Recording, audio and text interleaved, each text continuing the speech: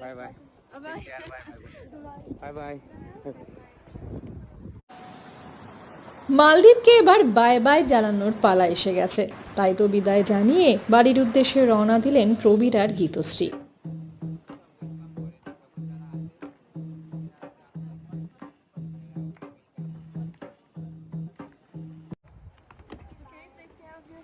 See you soon. Bye-bye. Have a safe bye bye flight. Bye-bye. Bye by.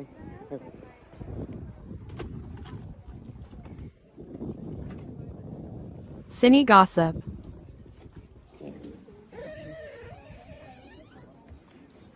Sir, good morning.